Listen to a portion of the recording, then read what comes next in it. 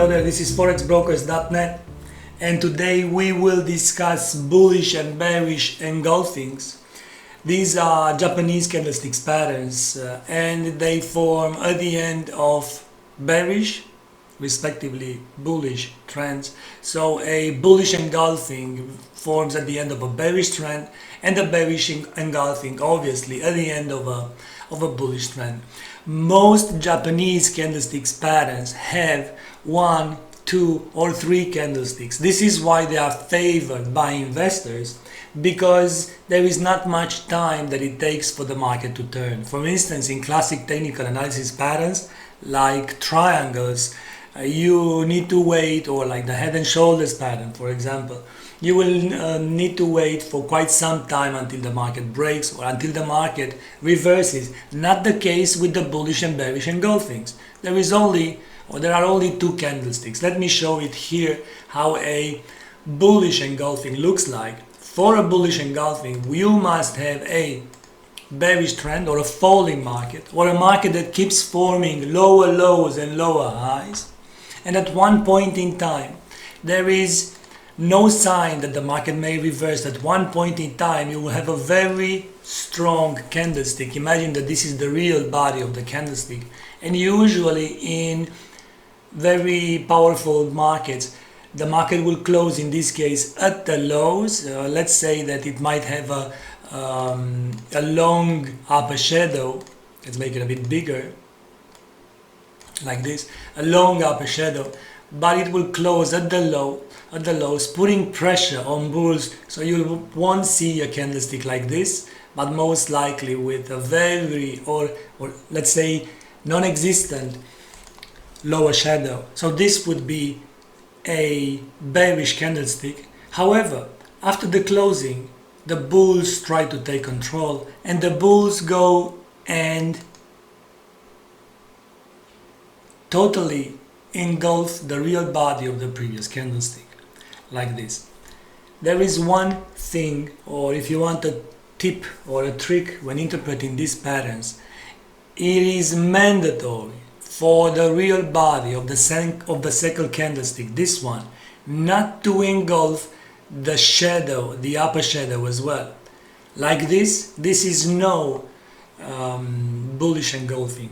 For a real or true bullish engulfing, the real body must fully engulf the previous candlestick's body. Namely, the real body of the second candlestick must be bigger than the real body of the previous one, but not to engulf the upper shadow as well. Otherwise, there is not such a pattern. This is the only rule, and often ignored by traders at their own expense. The upper and the lower shadow of this second candlestick doesn't really matter. You should only focus on the real body of the 2 candlesticks. Obviously, the opposite is true when you have a rising trend or a market that forms higher highs and higher lows, and at one point in time, after a candlestick with a very strong real body, green, this one, maybe a little or no upper shadow, something like this, the market reverses from the highs. So this candlestick here closes at the highs, the market then reverses. Let me delete this one, let's try again. So the market reverses, fully engulfs the previous candlestick's body, but the real body is not long enough to engulf the lower shadow as well. If it engulfs the lower shadow as well, that is not the pattern that we are looking for. So it must look something like this, in order for the pattern to be valid. Other than that, or if the market does something else that is not correct, at least when it comes to bullish and bearish engulfing. So this would be a bearish engulfing, this would be a bullish engulfing. After a bullish engulfing, we look to go on the long side.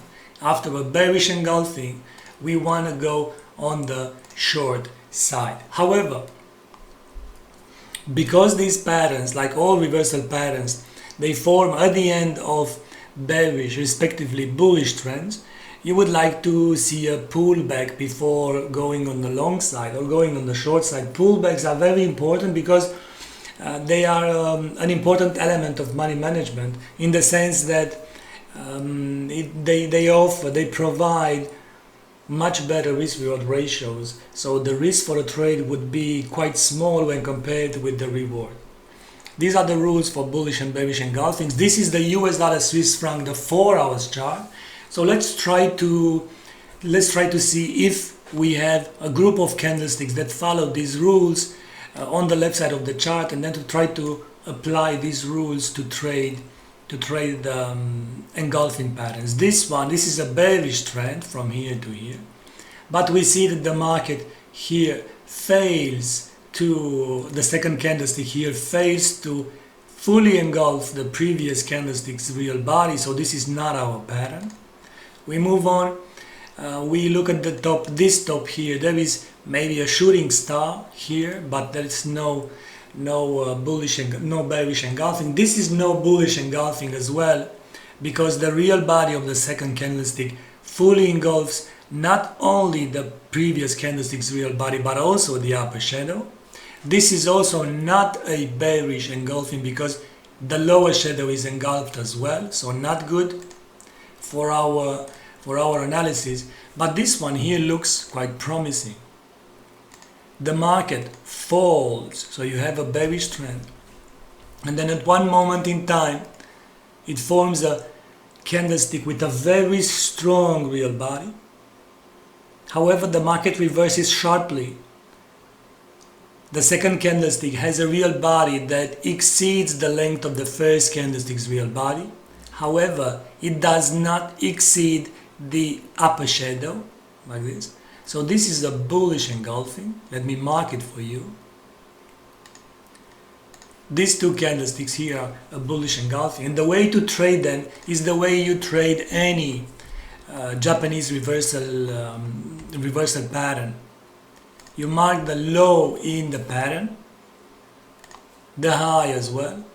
It could be that the low and the high would belong to different candlesticks, or they could be made by the same candlestick. It doesn't really matter.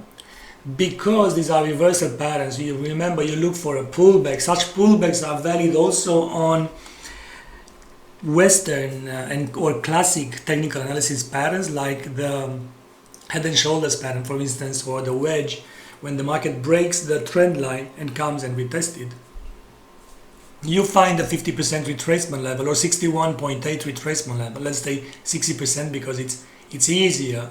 But you can also find the 51.8, the 61.8 by taking a Fibonacci retracement level and find it exactly the level here. And then place a pending order. It takes, in this case, in this example, it takes 1, 2, 3 candlesticks times 4 hours. So more or less around 10 hours before the market comes to the level. This is the risk.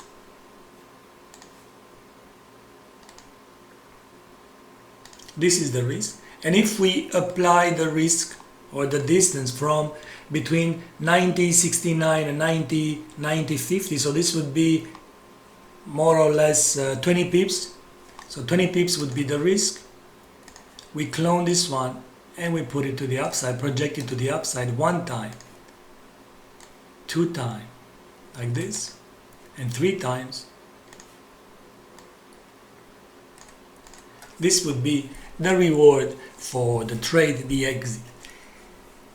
Some traders or aggressive traders, they try to make the most of a trend and they go for 1-4, 1-5 risk reward ratio. You can trail the stop as well, but imagine if this is the risk and this is the reward, in what, from this being the entry, this being the exit, in less than 10 candlesticks, in 6 or 7 candlesticks, in 24 hours, you are out of the trade with a 1-3 risk reward ratio, a very good risk reward ratio by all standards. Bye bye.